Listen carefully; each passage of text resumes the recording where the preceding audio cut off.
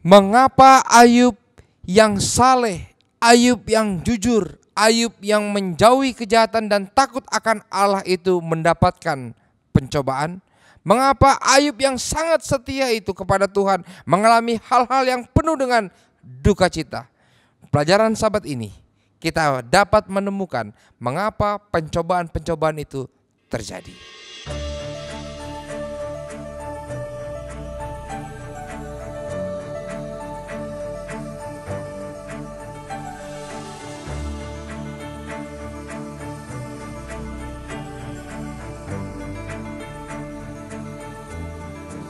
Shalom saudara-saudara yang kasih dalam Tuhan. Kita bersyukur boleh kembali pada saat ini memasuki pelajaran sekolah sahabat kita, pelajaran yang keempat, Allah dan penderitaan manusia. Tentu kita masih akan mempelajari ini dalam kacamata kitab Ayub. Kita bersyukur dan berterima kasih pada saat ini kitab Ayub adalah kitab yang dituliskan oleh Musa. Dan kitab Ayub ini adalah satu-satunya kitab yang terbatas dalam tanda petik dari hal-hal mengenai Israel, baik secara langsung atau tidak langsung. Bahkan tidak ada dalam kitab Ayub cikal bakal sejarah Israel purba di dalamnya. Tapi sebelum kita melanjutkan pelajaran sekolah sahabat kita, mari kita tunduk kepala dan satu dalam doa. Tuhan Allah kami yang di surga, kiranya Engkau memberkati kami sehingga kami boleh mempelajari pelajaran sekolah sahabat pada sahabat ini. Biarlah firman Tuhan mengisi kehidupan kami. Kami lebih setia kepada Tuhan. Dalam nama Yesus kami sudah berdoa dan mengucapkan syukur. Amin. Saudaraku yang kasih dalam Tuhan, kita perlu menekankan dalam pelajaran sekolah sahabat kita, di diskusi kita, di kelompok-kelompok kita, bahwa kita harus tekankan bahwa Ayub sendiri sangat percaya akan adanya Tuhan. Sahabat depan kita akan belajar beberapa pasal, yaitu pasal 3, 6 dan 7, di mana Ayub mengeluh. Tetapi ingat, Ayub tidak pernah menyatakan bahwa Allah itu tidak ada. Bahkan kitab Ayub pun menunjukkan bahwa Tuhan itu ada. Wahyu 4 ayat 11 seperti yang ditunjukkan di dalam slide kita. Kolose 1 ayat 16 dan 17, Yohanes 1 ayat 1 sampai 3. Jika saya rangkumkan menjadi satu kalimat, yaitu segala sesuatu yang ada dalam dunia ini dapat terjadi karena Tuhan. Bahkan Roma 1 ayat 18 sampai 20 menyebutkan, sebab apa yang tidak nampak daripadanya, yaitu kekuatannya yang kekal dan keilahiannya, dapat nampak kepada pikiran dan karyanya sejak dunia diciptakan, sehingga mereka tidak dapat berdalih. Saudara yang kasih dalam Tuhan, seluruh Alkitab menunjukkan bahwa dunia ini diciptakan oleh Allah. Kita harus mempercaya itu. Tolong, walaupun ini sederhana, kita ulang-ulangi pada kelompok-kelompok sekolah sahabat kita, bahwa kita ini diciptakan oleh Allah. Semua yang ada di dalam dunia ini diciptakan Tuhan. Walaupun saat ini banyak ilmuwan ataupun pelajaran-pelajaran yang menyatakan bahwa teori evolusi dan lain sebagainya, bahwa dunia ini terjadi adanya tumbukan yang besar ya. Tapi kita mempercayai bahwa dunia dan isinya diciptakan oleh Tuhan. Bahkan Ayub 12 ayat 7 sampai 10 menyebutkan, tetapi bertanyalah kepada binatang, kepada burung di udara, bahkan ikan di laut, bahwa tangan Allah yang menjadikan semuanya itu, ya. Ayub pun mengatakan bahwa semua ini dijadikan oleh Tuhan. Tidak ada yang tidak dijadikan oleh Tuhan.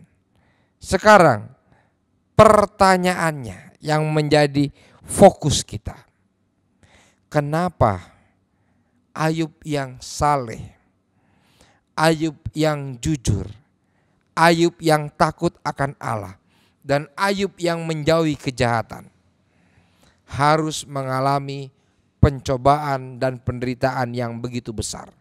Saudara yang kasih dalam Tuhan, tekankan ini.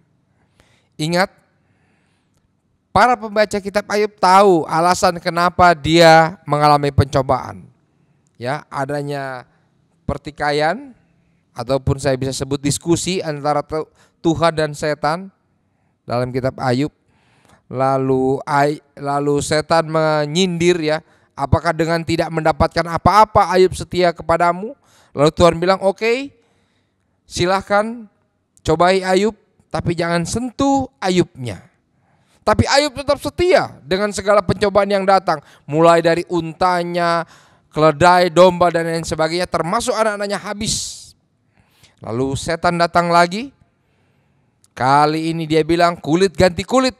Lalu Tuhan bilang, oke, silakan, sekarang jangan jamah nyawanya. Ya, kalau yang pertama jangan jamah Ayub, sekarang Tuhan bilang jangan jamah nyawanya.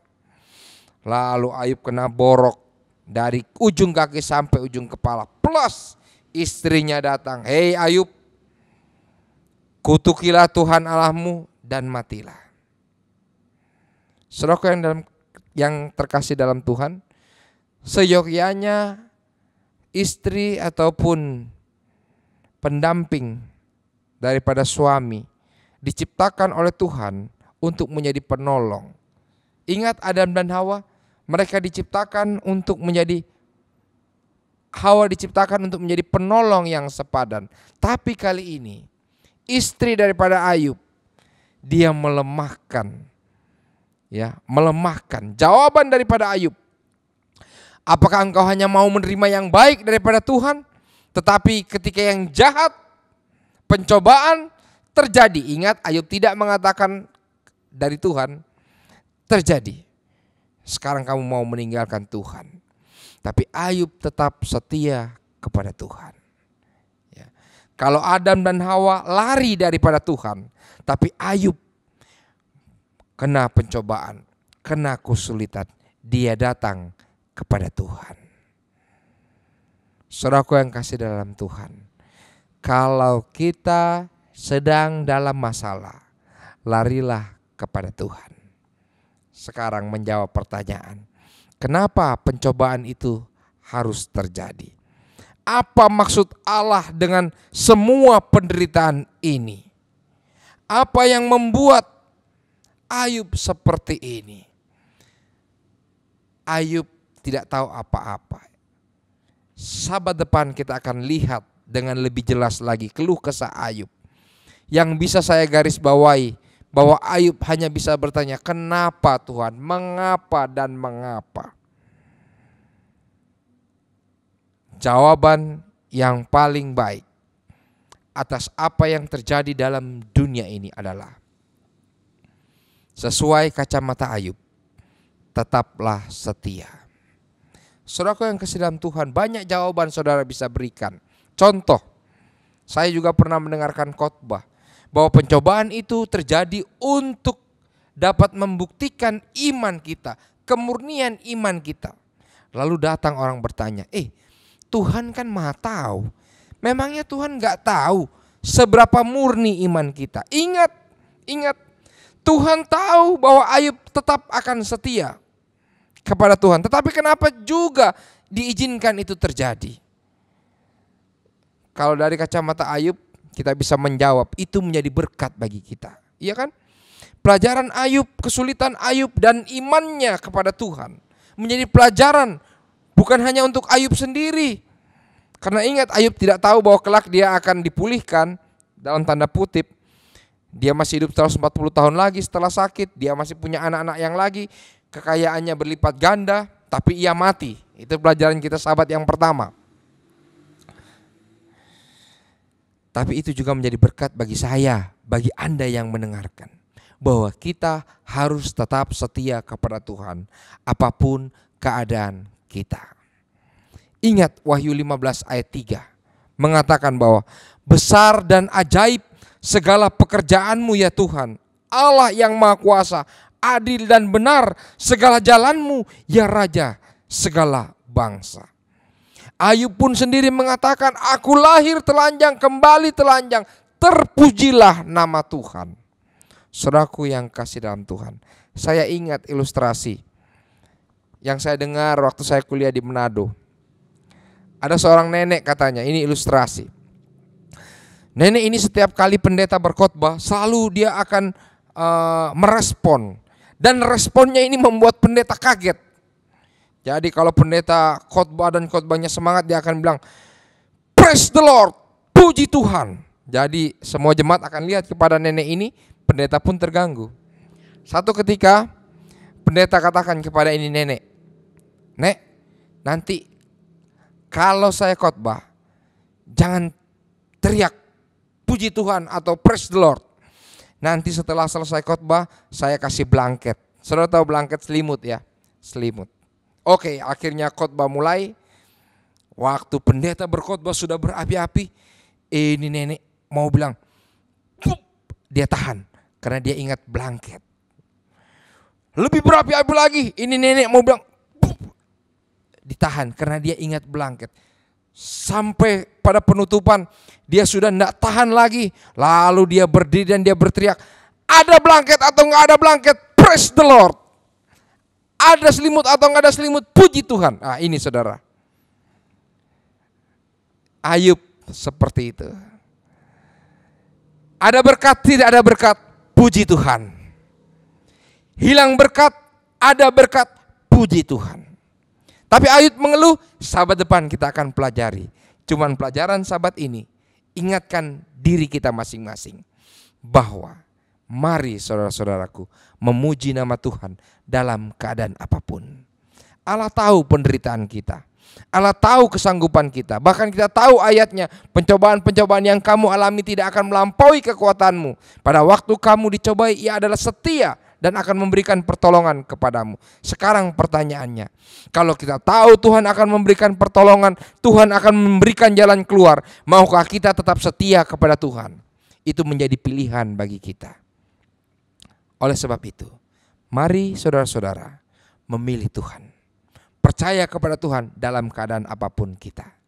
Mari kita tunduk kepala dan satu dalam doa. Tuhan Allah kami yang di surga, terima kasih. Terima kasih ya Tuhan untuk kisah daripada Ayub yang dituliskan oleh hamba-Mu Musa. Bukan saja kehidupannya menjadi berkat bagi dirinya, tapi menjadi berkat bagi kami yang membacanya. Kami terinspirasi. Kami juga ingin menghidupkan karena kami tahu ya Tuhan, dalam dunia yang sudah jatuh dalam dosa, kami tidak luput dari pencobaan, kami tidak luput dari kesulitan. Namun kami belajar, jikalau kami akan menghadapi pencobaan dan kesulitan, tolong Tuhan, tolong arahkan kami supaya kami tetap setia kepada Tuhan. Ada ataupun tidak ada berkat, dalam kesulitan ataupun dalam sukacita, dalam kebahagiaan ataupun dalam ketidakbahagiaan, biarlah iman kami tetap teguh kepadamu sampai Yesus datang kali yang kedua memberikan pemulihan yang seutuhnya kepada kami semua. Di dalam nama Yesus kami sudah berdoa dan mengucapkan syukur. Amin. Saudara yang kasih dalam Tuhan, bila pelajaran ini menjadi berkat, marilah kita bagikan dan marilah kita tetap setia kepada Tuhan apapun keadaannya. Tuhan memberkati kita.